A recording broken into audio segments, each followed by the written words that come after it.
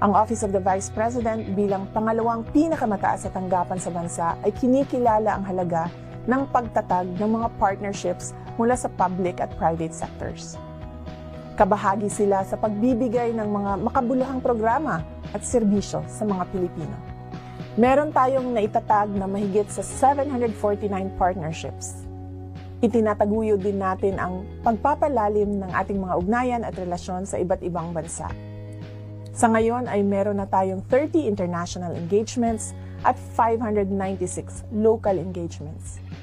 Mga kababayan, ang tagumpay ng Office of the Vice President ay tagumpay ng bawat Pilipino. Kayo ang aming inspirasyon upang patuloy na maging mabuti at epektibong lingkod bayan. Makakaasa po kayo na ako at ang buong Office of the Vice President ay laging nakahandang magbigay sa inyo ng mahusay, epektibo at makabuluhang programa, proyekto at serbisyo. Mga kababayan, patuloy tayo maging matatag sa pagtaguyod ng isang bansang makabata at mga batang makabansa. Ang lahat ng ating ginagawa ay para sa Diyos, sa bayan at sa pamilyang Pilipino. Syukran.